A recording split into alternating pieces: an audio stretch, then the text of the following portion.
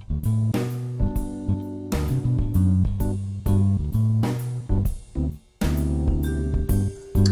everyone, and welcome to another episode of Writer's Room. This time I'm going to be looking at self-publishing. In 2014, some members of my writers group decided for various reasons that we were going to get into self-publishing. So we started looking into it. It's a lot cheaper and easier than it used to be now that we're in a digital age. So you can do it for pretty much no investment on your end, or very little investment, or a lot, depending on how much you want to sink into it. So I'm going to go over some of the basics that we learned and that you might find useful. First of all, we'll assume you've written the book. Okay, so you have the book done, you revised it, it's ready to go. So what are you going to do now to self-publish it? Well, one of the things you'll need to decide first is if you're going to just put it up on Amazon and let Amazon be your publisher, or are you going to form your own self-publishing imprint? We decided to go with our own imprint. We called it Word Posse. The difference between using that and Amazon, and I'm not even sure what Amazon does now, but in those days, 2014, if you uploaded a book and let Amazon be your imprint, they would put create space on it as the publisher. And the advantage of that was they would then assign an ISBN to you for free. Every book needs an ISBN, and not just every book, but every version of it. So you will need one for the print edition, you will need one for the Kindle edition, you will need one for the Google Play edition, you will need one if you revise it and upload it again, then it's another edition, it's like a second edition of your book. You'll need another ISBN. So you may need a bunch of those. If you let Amazon assign them to you for free, great.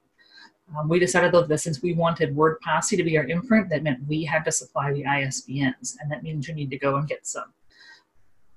There are various places online to buy them. Prices are wildly different, and sometimes even on the same site. So we got them from Bowker Identifier Services, which at least at that time was selling one ISBN for something like $99, but 100 for $500, so that made them $5 a piece.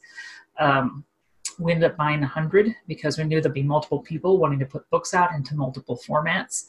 So right away, you're going to need 2 or 3 per book. If you've got 4 or 5 people putting out several books, that means easily 15, 20, 25, 30 are going to be needed in just a couple of years. So we went ahead and got 100. And we pooled our resources for that. So once you have your ISBN and you know who's going to be the imprint for your book, the official publisher, you'll want to start doing things like designing the cover. There is a cover creator on Amazon's site. I've never used it, so I don't know anything about it. You can go ahead and try. Let me know in the comments if you've done that, how easy it was. Were you satisfied with the cover? I'd be interested in knowing. But for Word Posse, basically, I've done most of the covers, and a couple people have actually hired artists to do the covers. So you can find artists to do them. For instance, in this book, for Tom's book, I think there was an Australian artist that he hired to do that. I'm not sure who did this cover for Mark, but that was something else that was purchased. Debbie Militello has also bought art from artists to put on her novels. Otherwise, we've used things like family photographs. This one that Rhett McPherson used is actually a family photograph that she asked me to scan in. I scanned it in at like 2400 DPI or something really, really big like that. The cover is actually going to be 300 DPI, but you might as well start with a bigger file just to get as much quality as you possibly can. So I think there are several like great-grandmothers, maybe a great-great-grandmother of Rhett's in this picture. I don't know who's who. She could probably point them out to you. But since the book takes place in Appalachia and the time period that this picture was taken, the picture fit the book perfectly. So we went ahead and used a family picture of hers. What I have done, though, I have used pictures of mine. I took this photo in the Sedlec Ossuary in Kutná Hora in the Czech Republic. We set up a photo shoot with someone from my church to use for that cover. This was one of my ex-students. All right, so we changed her hair color a little bit. We changed her eye color, things like that. But basically, it's a picture of one of my ex-students. This was a photo I had taken in the cemetery some years ago, and Loretta liked it enough to want it on her cover.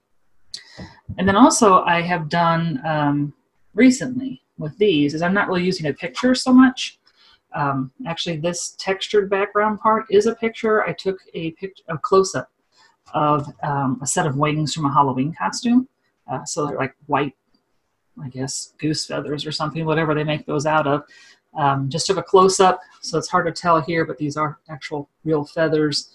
And I then just put a different color on top of them. So here's the same picture, but in blue. This one's in green. I don't know how well that's coming across. I think the next one's going to be sort of a golden color and then maybe a like sky blue color. So those I'm differentiating by color rather than picture for that series. So they all have a similar look. And that is another thing you'll want to do is think about, do you want them to look the same? So for the first few Word Posse books, whatever genre they were, we used this sort of format with the L-shaped color, the name of the author at the bottom. So you can see again on Rhett's book, that same design. We also used a font called Alien League, which we had to purchase. It wasn't free. However, the person who designed Alien League just wanted $20. And I asked him, is that $20 per book? Is it $20 per year? I mean, how do you want to license that? He's like, no, send me $20. It's yours forever. Do whatever you want with it forever. So you can get non-free fonts, things that you have to buy that are not going to set you back a lot. So that was only $20.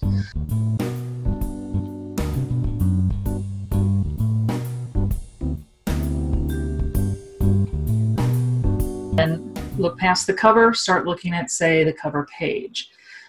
One good thing to do is just to go to the bookstore or look at some books on your shelf, open them up, see how the publishers in New York have structured their title pages, their first pages, look how they do the headers.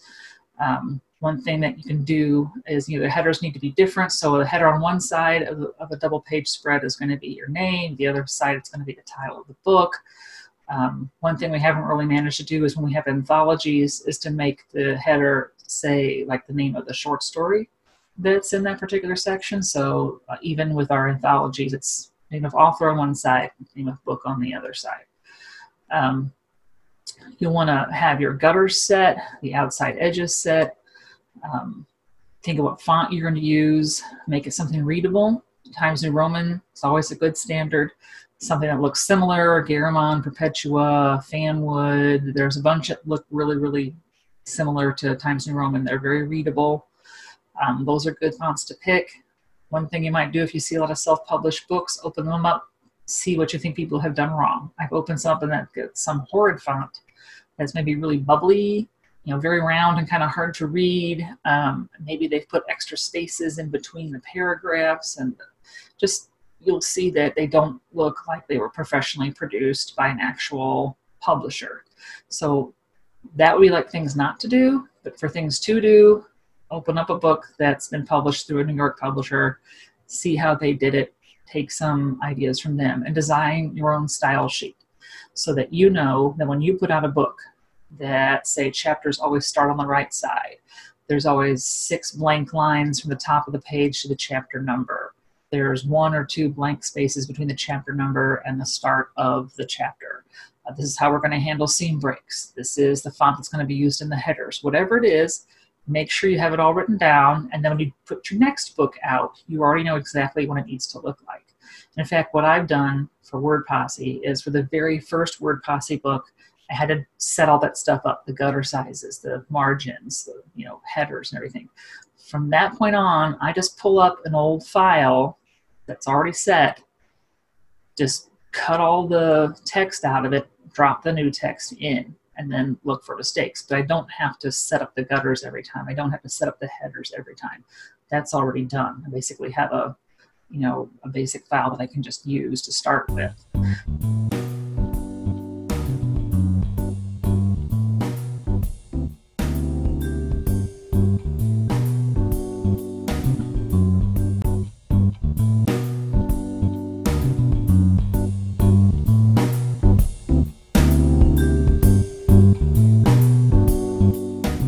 You'll also need to know the size. Amazon puts out different sizes of books.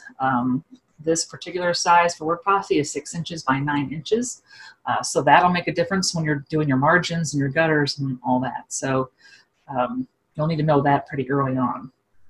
One thing I've never managed with Word is even when I turn off widows and orphans, it still has a ragged bottom of the page. I really like the bottoms of the pages to be even. Never managed it. If you know how, let me know in the comments. All right, so once you have your style sheet done, you've got everything laid out, next you're going to need to convert your file to a PDF. That sounds really easy. It took us 5 hours the very first time to figure out how to do it right because Word will do it wrong. I'm sorry, Word is like a good program for some things, but it likes to try to help you in the background. You've probably already discovered this. And it helps you when you don't need help. So what happens with Word is if you go to Save and then Save As and pick PDF, it's going to come out wrong. When we did that to our files, font sizes just would change. The font color would change. The font would change. So you'd have like 3 pages of your regular, we were in Fanwood 12 point or 11 point or whatever, and then suddenly it's like 12 point Times New Roman and it's gray.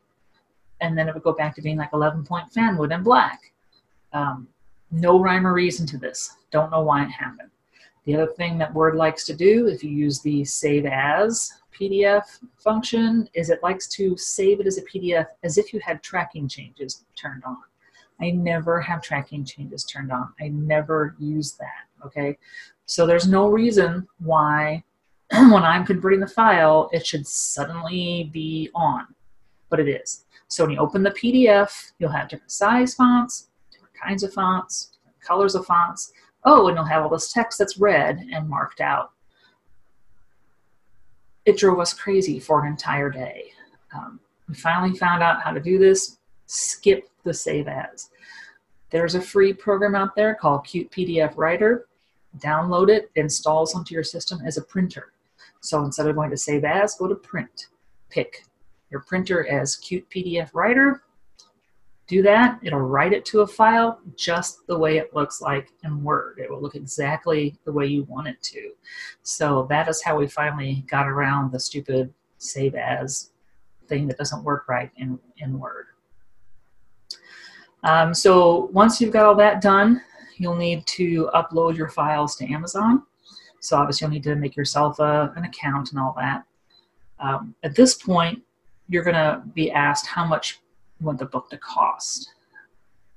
Amazon will give you a minimum price. It's looking at how much paper it's going to take and how much profit Amazon wants to make and how much they're going to give you, and then it's going to give you a price. So for a very thin book like this, you are going to get a much